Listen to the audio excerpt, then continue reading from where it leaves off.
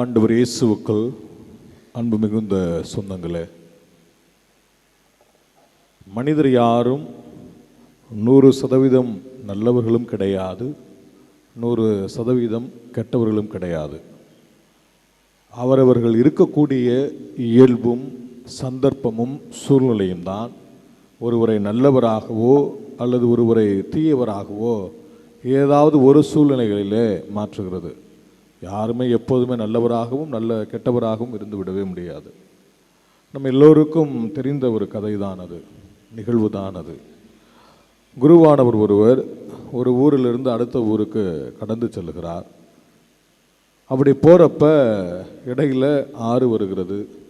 அந்த ஆற்றை கடந்து போகணும். குருவானவர் கடந்து போய்விடுகிறார். அவருடைய சீடர்கள் பின்னாடி வர்றவங்க அந்த நதியில் நிற்கக்கூடிய ஒரு பெண்ணை இந்த கரையிலேருந்து அந்த கரை கொண்டு போகணும்.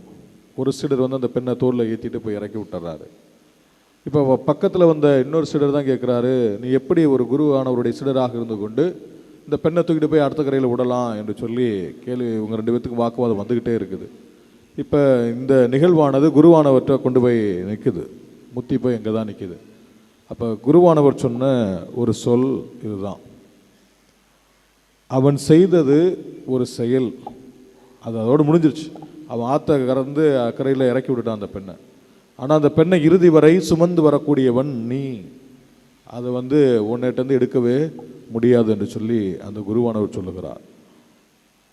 அதே போல தான் எனக்கு தெரிந்த ஒரு அருட்தந்தையிடம் பள்ளியில் வேலை பார்க்க பள்ளியில் இப்போ இருக்கிறேன். அங்கே ஒரு தவறு நடந்துருச்சு.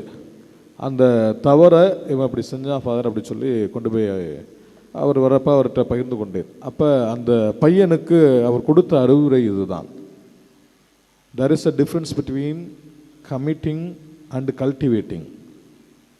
ஏதாவது ஒரு பாவத்தை ஒரு நிலையில் செய்கிறது பேர் தான் கமிட். அது அதோடு முடிஞ்சிருச்சு, அது திருப்பி வாழ்க்கையில் திரும்பி வராது, அதோடு முடிஞ்சிச்சு, அப்படி தூக்கி போட்டு போயிட்டே இருக்க வேண்டியதுதான்.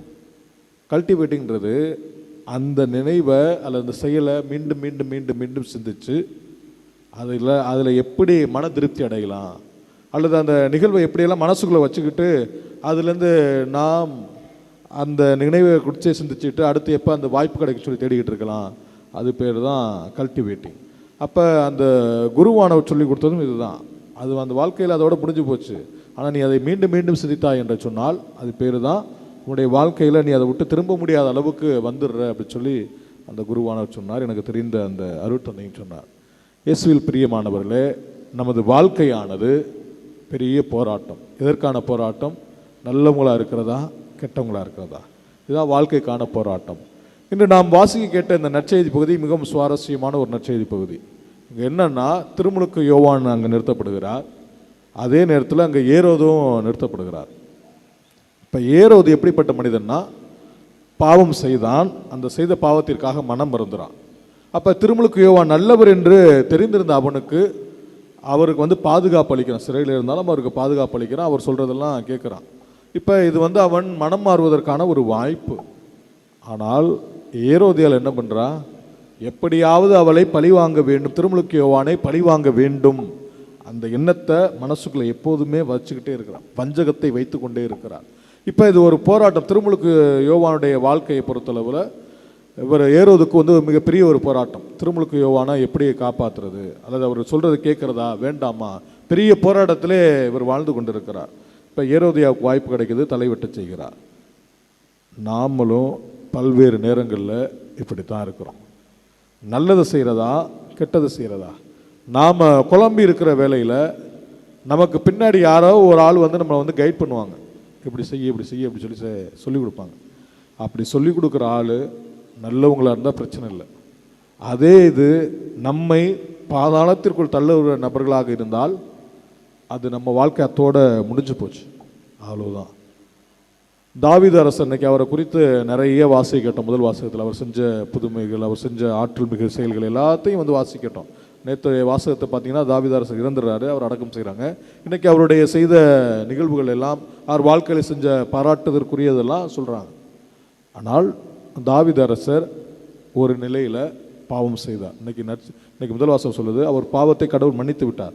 அவர் ஒரு நிலையில் பாவம் செய்கிறார், கடவுளுக்கு எதிராக போகிறார். திருப்பாடல் 23 வாசிக்கிறோம், சாவின் இருள்சூழ் பள்ளத்தாக்கில் நான் நடக்க நேர்ந்தாலும். இது யார் சொல்றானா? தாவீது சொல்றாரு. சாவின் இருள்சூழ் பள்ளத்தாக்கில் இவர் நடந்தார். எப்ப?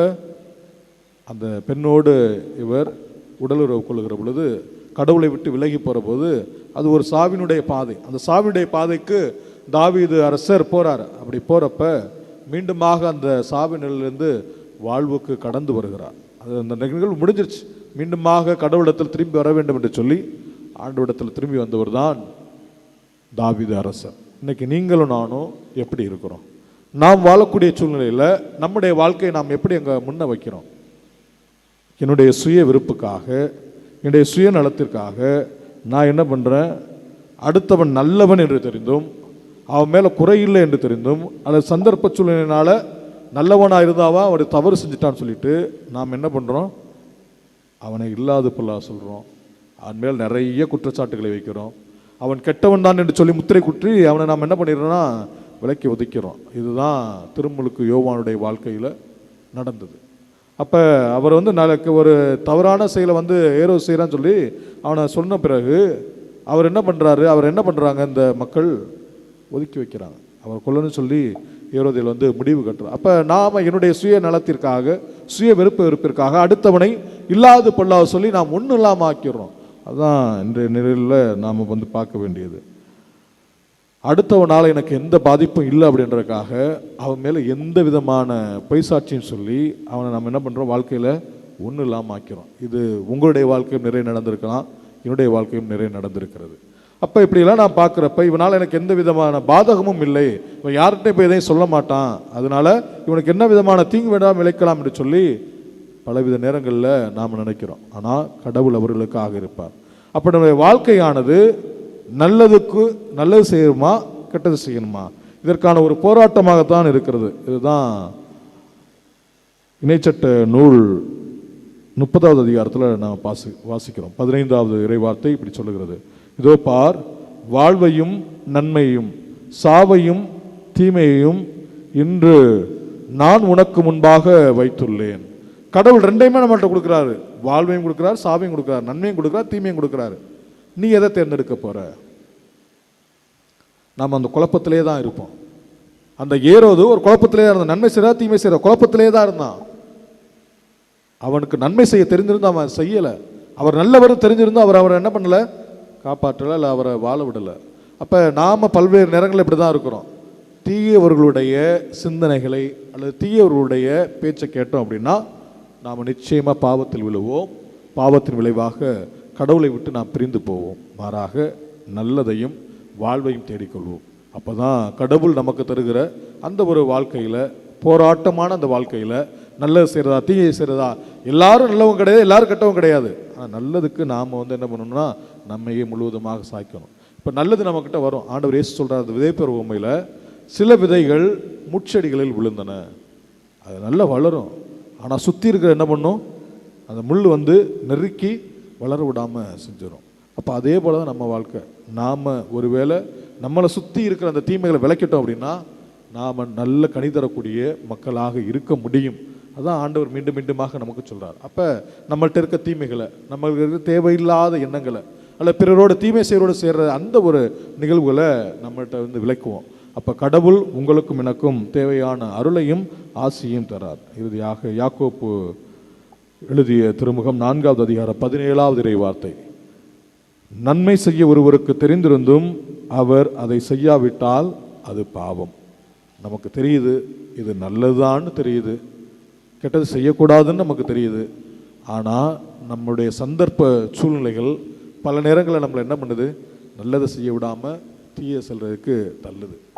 அந்த மாதிரி சூழ்நிலைகளை அல்லது அந்த மாதிரி இருக்கிற நண்பர்களோட, அந்த மாதிரி இருக்கிற சூழ்நிலைகளை நாம் விளக்கிட்டு எப்போ விலகி ஓடுறோமோ, நன்மை செய்ய நாம் கற்றுக்கொள்கிறோமோ, இப்போது கடவுள் நம்மை நிறைவாக ஆசீர்வதிப்பார். இதுதான் இன்றைய நாள்லேருந்து நாம் கற்றுக்கொள்ள வேண்டிய ஒரே செயலாக இருக்கணும். இப்போ திருமுழுக்கு யோவானுடைய பார்வையிலேருந்து பார்க்குறப்ப அவருக்கு நன்மை எது என்று தெரிந்தது, தீமை எது என்று தெரிந்தது. நன்மை மட்டுமே நோக்கி அவர் போனார். அதற்கான விளைவு சாவே என்றாலும் அதை அவர் உறுதியாக ஏற்றுக்கொண்டார். நாம் அதற்காக போவோம். வாழ்ந்து காட்டிய அன்னை ஆரோக்கிய தாய் நல்லது எது என எப்போதும் தெரிந்து வைத்திருந்தார். உங்களுக்கு எது நல்லதுன்னு தெரியும், எனக்கு எது நல்லதுன்னு தெரியும். உங்களுக்கு எது கொடுத்தா சிறந்தது என்று சொல்லி அன்னை ஆரோக்கிய தாய்க்கு தெரியும். நீங்கள்லாம் நீங்களும் இந்த ஆலயத்திற்கு அதான் நம்பி வந்திருக்கிறோம். ஆரோக்கிய தாயே எங்களுக்கு வழிகாட்டு, நாங்கள் நல்லது செய்யணுமா தீயது செய்யணுமா, நல்லது எதுன்னு முதல்ல எங்களுக்கு காட்டுன்னு சொல்லி வந்திருக்கிறோம். தொடர்ந்து திருப்பலியில் மன்றாடுவோம். அன்னை ஆரோக்கிய தாய் எப்போதுமே நமக்கு நல்லது செய்ய மட்டும்தான் எப்போதும் ஆர்வமாக இருப்பாள். அதற்காக பரிந்துரை செய்வாள். அப்போ ஆரோக்கிய தாய் இடத்தில் நம்மை முழுவதுமாக ஒப்பு கொடுப்போம். உமது பரிந்துரை எங்களோடும் எங்கள் குடும்பத்தின் மீதும் இருப்பதாக. நாங்கள் நன்மை மட்டுமே செய்யக்கூடிய தேவையான அருளையும் ஆற்றலையும் திருமணத்திலிருந்து பெற்றுத்தா என்று சொல்லி ஆரோக்கிய தாய் இடத்துல இத்திருப்பலி வழியாக தொடர்ந்து மன்றாடுவோம்.